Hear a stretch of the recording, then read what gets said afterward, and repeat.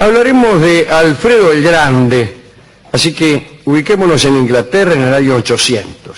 Allí estaba Egberto, el abuelo de Alfredo, que según parece fue el primer rey de Inglaterra.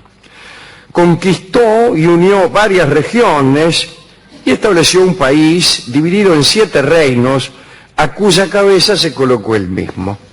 Esta unión estaba siempre amenazada por los daneses y por los vikings, que a veces incluso eran las mismas personas. Alfredo nació en el año 849, era hijo de Edelwulf y tenía 4 hermanos. A los 5 años lo mandaron a Roma.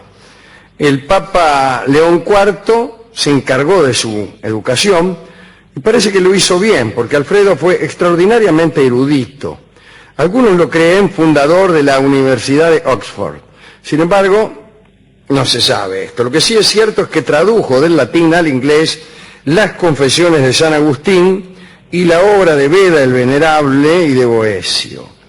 Mientras Alfredo estudiaba, su padre, Ethelwulf, era rey, pero duró poco tiempo. Parece que lo liquidaron. Después, por orden de sucesión, les tocó a los hermanos mayores de Alfredo, ¿no? Que eran Etebaldo, Etelberto y luego Etelredo.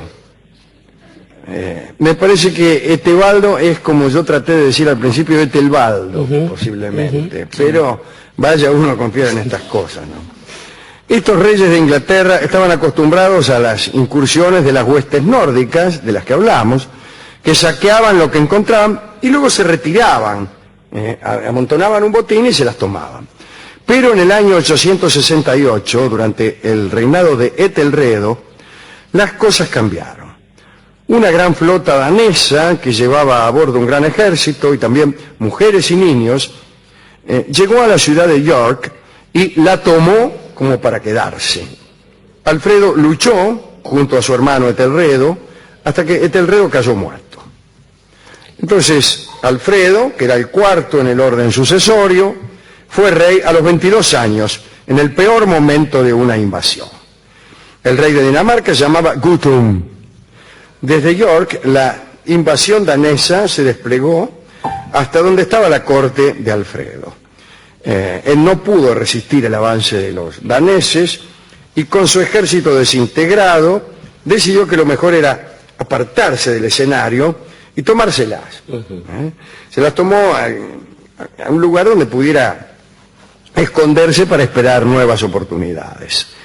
En un rincón al sudeste de Bretaña, en una llanura baja, entre 2 ríos, Stone y Porret, estaba la isla de Athelney. Era un sitio inaccesible, lleno de ciénagas y pantanos y yuyos, ¿no? Athelney. Allí se guardó Alfredo, ocultando su jerarquía de rey, ¿no? Salvo para unos pocos de sus fieles. A los giles que pasaban por ahí no le decía nada. Dice la crónica que Alfredo se estableció incluso disfrazado de palurdo de la comarca, el célebre disfraz de palurdo de la comarca. Hacía 300 años, digo, en otro orden, que los arpistas y juglares habían hecho su aparición en Inglaterra y eran bien recibidos en cualquier parte. Alfredo hizo que llegaran hasta su refugio algunos de estos músicos para que le enseñaran su arte y se convirtió en un estupendo arpista. También aprendió trucos de magia y algunos pases de acrobacia. Una vez que supo aquellas destrezas, Alfredo partió como trovador junto a un servidor, no a mí, sino a alguien que lo servía, que era muy fiel, se llamaba Denegulfo, y se dirigió a la corte del mismísimo rey Guthrum, el invasor que estaba en York. Alfredo entró cantando en los campamentos armados del enemigo. Nadie lo interrogó, ni a él ni a su compañero, pensaran que era uno más de tantos trovadores que andaban por ahí. Allí se enteraron el rey y su ayudante que Guthrum y su gente se habían instalado cómodamente en un valle situado al norte de Westbury, en la pequeña aldea de Chippenham. el campamento consistía en varias tiendas diseminadas y las casas estaban ocupadas por los mayorengos, ¿no? Por los oficiales. Guthrum se había adueñado del edificio destinado a la autoridad de la aldea. Ahí estaba, donde antes estaba el alcalde, estaba él.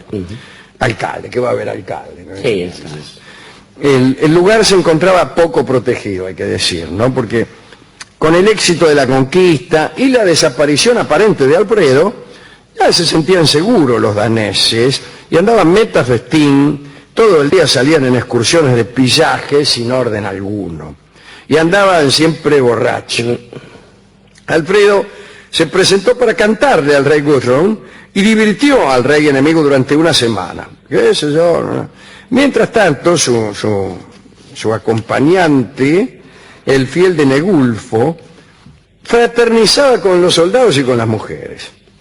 Y entre las jactancias de los bebedores y los chismes de los soldados, Alfredo y su servidor de Negulfo se enteraron de todos los movimientos del campamento y de cada una de sus debilidades. Pasado el tiempo que consideraron conveniente, regresaron a donde estaban escondidos, porque ya tenían un plan pensado, ya tenían. En mayo del 878, Alfredo estuvo listo para la batalla.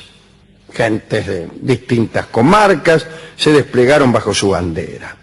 Aunque las tropas danesas eran superiores, las crónicas cuentan que los vicios habían minado el espíritu de los conquistadores y no fueron capaces entonces de sostener la lucha. Fueron atacados en medio de una soberana mamúa y desde luego perdieron eficacia. Los daneses fueron empujados hasta unas alturas, las alturas de Wiltshire, y de ese modo quedaron encerrados entre las montañas y quienes los atacaban. No tenían provisiones porque estaban acostumbrados a los saqueos, así que no guardaban. Y lo mejor en ese caso era sitiarlos. Claro. Pero sitiaban, no tenían que comer, enseguida se rendían. No tenía más que esperar usted sitiándolos. El sitio duró apenas un mes, al cabo del cual el rey Guthrum se rindió. Pero las invasiones danesas no cesaron, por el contrario, continuaron. Pero nunca pudieron volver a establecerse en Inglaterra. Eran invasiones, venían, afanaban y se iban. Entre guerra y guerra, Alfredo continuó con sus estudios, con su música, y estaba siempre desesperado por la llegada a su tierra de algún sabio que le enseñara algo. Él en realidad era el único que sabía algo en Inglaterra. Lo habían mandado a estudiar a Roma, había aprendido mucho de lo que se podía aprender y había vuelto a una tierra recién nacida, de escasa cultura, donde casi nadie sabía leer y escribir, donde nadie tenía libros, y el hombre se aburría y esperaba que alguien llegara y le enseñara algo. Quería aprender y no había quien le enseñara. Así que se pasaba las tardes mirando el horizonte y cuando venía uno le preguntaba si sabía algo para enseñarle. Qué hombre notable, ¿eh? Notable. Dice el cronista que querer saber fue lo que más ayudó a este rey.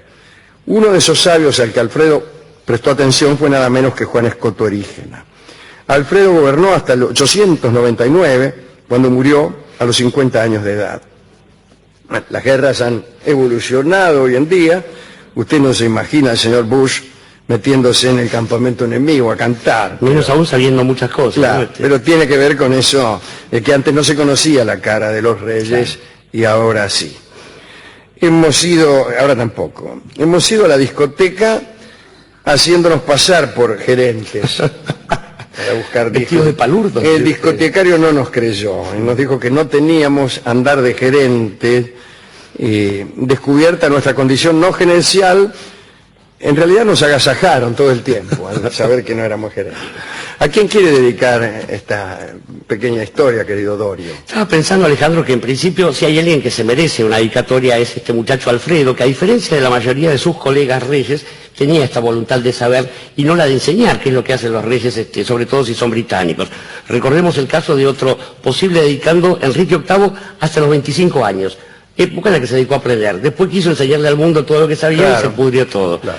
Pensaba en otro rey británico inofensivo, que es una condición difícil, ¿no? Ser rey británico y ser inofensivo. Y estaba pensando en el rey Arturo, que cuando menos es un personaje... Claro, pero a lo mejor no existió. Justamente por eso es inofensivo. Los únicos reyes inofensivos son los reyes místicos. Y junto con él, mejor dicho, aquellas otras cosas que vienen de Inglaterra, que algún poeta español llamó la raposa, de la rubia Albión, y que no son tan perniciosas como sus reyes. Por ejemplo, la lengua. Pienso en Christopher Marlowe, en nuestro amigo Shakespeare, no sé, en el mismísimo Dr. Johnson, en tantas personas que cuando uno escucha la lengua inglesa, en vez de pensar que es la voz miserable de algún rey pirata y captor, piensa, probablemente hay algo bueno, tal vez esa sea su voz, ¿no? Bueno, el tema que habíamos pensado para hoy es, tal vez será su voz, pero a lo mejor conviene más ver qué está pasando en Chile. ¿Tenemos ya lista la conexión? Bueno, vamos allí después de hablar de Alfredo el Grande, el rey de Inglaterra, vamos a ver qué está pasando con nuestros amigos en Chile. Adelante.